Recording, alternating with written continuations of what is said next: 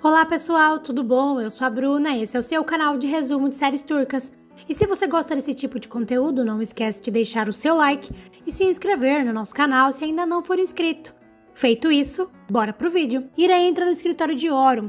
Orun está em uma ligação de trabalho e Orun termina a ligação e Ira pergunta se o atrapalhou. Orun responde que não e pergunta para Ira se ela tem algum problema. Ira responde que não e pergunta para Orun se ela pode ficar ao lado dele enquanto ele trabalha, se não for incomodá-lo. Orun responde que ela pode sim ficar ao lado dele e que depois que ele terminar o trabalho, eles podem tomar um café juntos. Ira então se senta na frente de Orun. Após 1,5 segundos, ela pergunta para Orun quantos funcionários ele tem na empresa. Orun então diz para Ira que não sabe ao certo, mas que se eles considerarem as empresas do exterior, aproximadamente umas 50 mil pessoas. Orun então manda Ira lhe dizer o que está passando em sua mente. Ira diz para Orun que está planejando o casamento deles, assim como ele pediu, mas que ela não tem certeza de que está fazendo tudo certo. Ira então pergunta para Orun se é possível haver mais de 1.000 pessoas como convidadas no casamento deles. Orun responde que sim, e nesse momento Ira encolhe os ombros, pois ficou assustada com isso. Orun acaba percebendo a postura de Ira. Ele então se levanta e coloca as mãos nos ombros de Ira e pergunta se isso deixou ela nervosa. Orun então manda Ira fechar os olhos e pergunta se ela confia em seus sonhos. Ira então fecha os olhos e Orun manda ela se imaginar em um lugar que transmita a paz. Ira então começa a se lembrar de quando Orun levou ela para ver o mar pela primeira vez.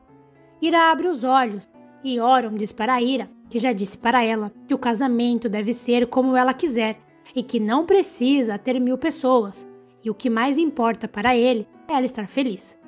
Ira agradece Orun e diz para Orun que esse método que ele usou nela funcionou muito bem e que ela estava muito preocupada com o casamento, mas que agora essa preocupação passou graças à ajuda dele.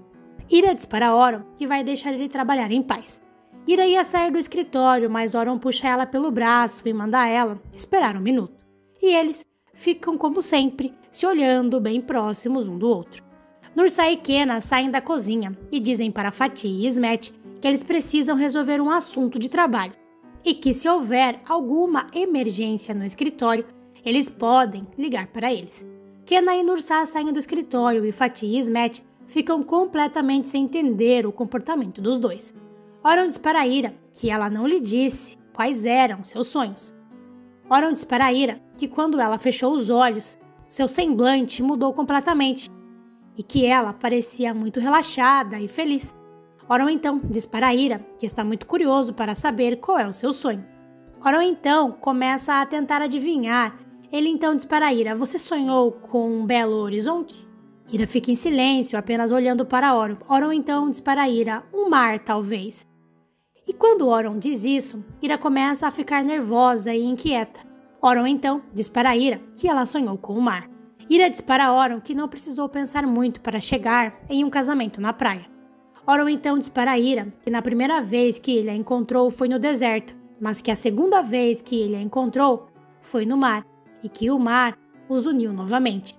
Orun então diz para Ira que a escolha dela é perfeita e muito apropriada para eles. Orun pergunta para Ira o que mais ela sonhou.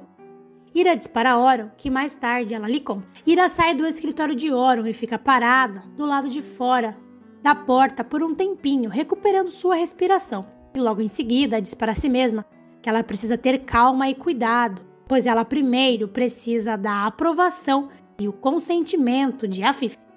Ira então diz para si mesma que vai mostrar para Afif seu planejamento de casamento. Rashed diz para Dayla que quer muito saber o que Nefis disse para a psicóloga. Rashed então diz para Dayla que vai tentar subornar Nefis e que vai comprar um presente para ela. Rashed pergunta para Dayla se ela sabe o que ele pode comprar para a menina. Dayla responde que não sabe. Rashed então chega à brilhante conclusão de dar dinheiro à menina. Rashed vai no quarto de Nefis e diz para a menina que tem uma surpresa para ela. Rashed então mostra o dinheiro para Nefis e diz que aquele dinheiro é para ela e que ela pode comprar o que ela quiser. Nefis não pega o dinheiro. Rashed então manda a menina pegar o dinheiro e comprar o que ela quiser, como por exemplo uma pistola de água. Rashed então pergunta para Nefis o que ela conversou com aquela mulher que veio vê-la de manhã. Nefis continua em silêncio e continua não aceitando o dinheiro de Rashed. Rashed fica bravo e começa a dizer para Nefis que ela é igualzinha a Kenna, teimosa e orgulhosa. Rashed então pergunta mais uma vez para a menina o que ela disse para a mulher hoje cedo. Dayla entra no quarto e manda Rashed deixar isso para lá, pois não vale a pena se estressar por culpa dessa criança. Rashed diz para Dayla que Nefis é igualzinha ao pai dela. Dayla então diz para Rashed que ele deveria ligar para Stannis para ver se ele tem alguma notícia sobre o que Nefis conversou com a psicóloga. Rashed diz para Dayla que ela é muito inteligente. Rashed então liga para Stannis e pergunta se ele sabe o que a psicóloga conversou com Nefis. Stannis diz para Rashed que ele já disse para ele uma vez que se houvesse uma evolução significativa no caso, ele entraria em contato com ele, e diz para Rashed que ele não é o único trabalho que ele tem, e manda Rashed não ficar incomodando. Stannis então diz para Rashed não encher mais a paciência dele, mas já que ele ligou e se quer muito saber, Nefis não disse nada à psicóloga, e se permaneceu em silêncio o tempo todo. Rashed então grita com Nefis e pergunta: o que você fez? Stannis manda Rashed não gritar com a menina, pois o silêncio de Nefis, de certa forma, é vantajoso para eles. Nursa e Kenna chegam na casa de Rashed. Rashed atende a porta e pergunta o que Kenna quer. Kenna responde que veio ver sua filha. Rashed então diz para Kenna que não sabe se Nefis quer vê-lo, pois ela prefere ficar com ele. Kenna então diz para Rashed que isso é a própria Nefis que terá que dizer. Rashed grita para Nefis e diz que Kenna veio vê-la. Nefis então vai até a porta e depois vai calçar os seus sapatos e logo em seguida sai com Kenna e Nursa. Sr. Yafix vai levar umas revistas para Afif. Afif vê Ira saindo da mansão para conversar com ela e faz um sinal para o Sr. Yafix, indicando que ela não quer ser incomodada.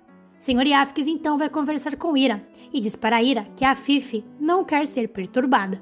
Ira então volta para dentro da mansão, muito triste com a atitude de Afif. Perihan começa a se perguntar no porquê os Dermihales voltaram para a Turquia depois de tantos anos. Perihan então diz para si mesma que se eles voltaram é porque eles estão atrás de alguma coisa. Perihan então liga para a irmã de Shihan. Nevak atende o telefone e pergunta quem está falando. Perihan diz para Nevak que já faz muito tempo que eles não se falam e se apresenta como Perihan, prima de Afif Dermihale, e pergunta se ela se lembra de sua filha Eda e diz para Nevak que elas estudaram juntas na infância e que até fizeram uma apresentação escolar. Nevak diz para Perihan que não se lembra do evento escolar, mas que sabe muito bem quem é ela, e diz para Perihan que está surpresa com a sua ligação, e pergunta para Perihan o que ela quer. Perihan diz para Nevak que acabou de sair de uma exposição de fotografia e que tem certeza de que a viu na exposição, e gostaria de confirmar se ela realmente está em Istambul. Nevak responde que sim. Perihan então dá as boas-vindas a Nevak e pergunta quanto tempo ela pretende ficar na cidade. Nevak responde que por enquanto ela veio para ficar. Perihan então pergunta para Nevak se seu irmão também está em Istambul. Nevak diz para Perihan que precisa desligar, pois tem muito trabalho a fazer. E diz para Perihan que elas podem conversar em um outro momento. Perihan pede para que Nevak salve seu número, mas Nevak diz tchau para Perihan e desliga o telefone praticamente na cara de Perihan.